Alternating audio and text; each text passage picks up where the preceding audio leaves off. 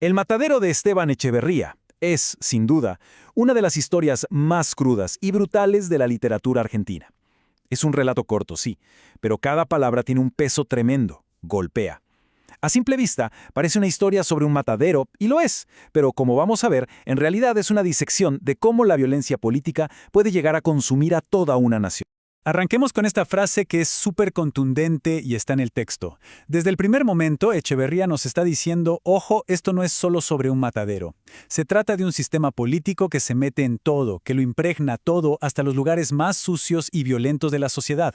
Esta idea es la clave de todo lo que sigue. Para entender bien esta historia tenemos que transportarnos a Buenos Aires, por allá en la década de 1830. Hay que imaginar una ciudad que está como atrapada entre una devoción religiosa muy estricta y al mismo tiempo un desastre natural que lo va a cambiar absolutamente todo. Lo que pasó fue una especie de tormenta perfecta.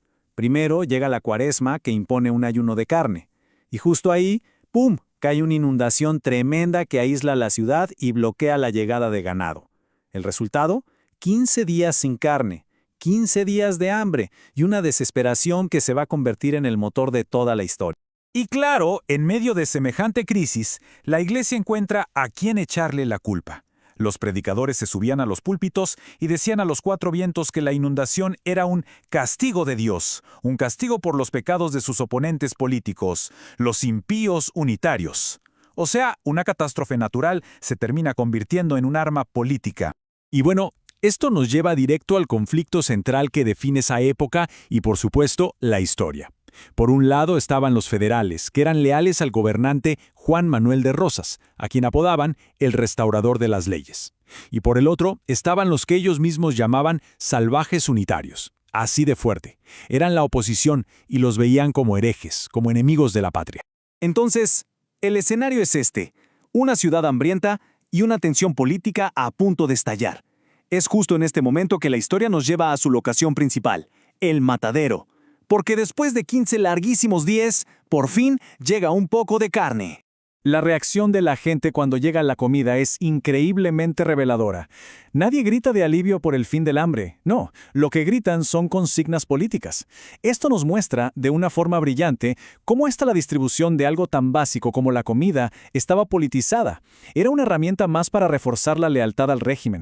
La descripción que se hace del matadero es brutal. No es solo un lugar donde se sacrifican animales. Es, en realidad, un espejo de la sociedad, un espacio caótico, sangriento, donde gobierna la violencia y donde la gente se revuelca entre el lodo y la sangre. Dentro de este microcosmos, los roles están súper definidos. En la cima de todo está el juez, que es como la encarnación del poder de Rosas. Debajo de él, los carniceros, que son su fuerza bruta. Luego está la tirba, toda esa gente que se suma al frenesí, y en el fondo de todo, los animales, las víctimas sin ningún poder. Ahora, vamos a un punto de quiebre en la narración, porque en medio de toda esta matanza y sumisión aparece un ser, uno solo, que se niega a obedecer. Un toro, mientras toda la multitud se burla, simplemente se rebela. Con una fuerza increíble rompe el lazo que lo sujeta y se lanza a correr, en una carrera desesperada por su libertad. Es un acto de desafío puro, y lo hace en un lugar donde la sumisión es la única regla que existe. Pero la huida del toro no es para nada heroica. Es caótica y es trágica. El lazo, al romperse, vuela por el aire con tanta fuerza que le corta la cabeza a un niño que estaba mirando. Es un momento espantoso que solo subraya la indiferencia total hacia la vida humana que hay en ese lugar. La persecución es un caos que se desborda del matadero y llega a las calles. Pero bueno, la libertad del toro no dura mucho. Finalmente lo acorralan y todo su espíritu rebelde se apaga de golpe por la mano del personaje más violento de todos, Mata 7, que lo liquida con una cuchillada en la garganta. Con la muerte del toro, uno pensaría que la violencia se calma, pero no. Al contrario, la multitud sigue encendida y ahora busca un nuevo objetivo. Toda esa energía del frenesí colectivo está en su punto más alto, y de repente su atención se desvía hacia una víctima completamente inesperada. Este grito que sale de un carnicero es la chispa que enciende la siguiente cacería. Un joven, bien vestido, que justo pasaba a caballo por ahí, es identificado de inmediato como el enemigo. ¿Por qué? Por no llevar la insignia federal. Toda la furia de la turba, en un segundo, se enfoca en él. Lo bajan del caballo a la fuerza y lo arrastran hasta el juez. Y ahí empieza el interrogatorio. Fíjense que no le preguntan quién es ni qué ha hecho. La primera pregunta ya es una acusación. ¿Por qué no muestra el símbolo de lealtad al régimen? Y la respuesta del joven es el máximo acto de desafío posible. Es simple, es directa, y en ese contexto es una sentencia de muerte. ¿Por qué no quiero? Con esas 3 palabras, él afirma su libertad individual frente a todo ese poder opresor. Y claro, el juez y la turba se enfurecen. Lo que viene después es una sesión de tortura pública. Lo amarran a una mesa, le cortan la barba a la fuerza para humillarlo, dándole la forma de una U por unitario. Pero a cada acto de violencia, él responde con más insultos, con una furia que no se puede domar. Se niega rotundamente a ser quebrado. Y entonces llega el clímax. Justo cuando se están preparando para el castigo final, para azotarlo, su cuerpo no aguanta más. La rabia, la presión, todo es tan inmenso que sufre una hemorragia interna masiva. Y muere.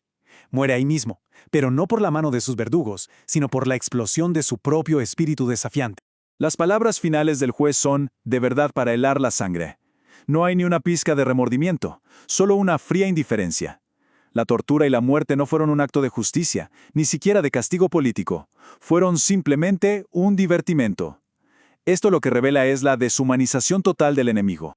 Muy bien, ahora que ya recorrimos la historia, que es brutal, es momento de que analicemos su verdadero significado. Porque El Matadero es mucho, muchísimo más que una historia gráfica. Es un comentario político de una potencia increíble.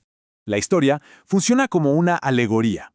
O sea, El Matadero, con toda su suciedad, su violencia, sus reglas brutales, no es otra cosa que la Argentina de la época de Rosas. Un lugar donde la única ley es la de la fuerza, y la vida, pues, parece que no tiene ningún valor. Y aquí está, digamos, la clave para decodificar todo. El juez es Rosas, la autoridad máxima. Los carniceros y la turba representan a la mazorca, que era su temida policía secreta. El Matadero es el país entero. Y tanto el toro indomable como el joven unitario, los dos, representan a la civilización, a las ideas de libertad que se resisten a ser sacrificadas. Al final, Echeverría nos deja con esta pregunta, una pregunta súper inquietante que va mucho más allá de su tiempo y de su lugar. La obra es una advertencia terrible sobre la brutalidad política, sobre cómo se deshumaniza a los oponentes y sobre el peligro de que una sociedad entera termine adoptando la lógica violenta y primitiva del matadero. Una reflexión que, la verdad, sigue siendo tan relevante hoy como lo fue en ese entonces.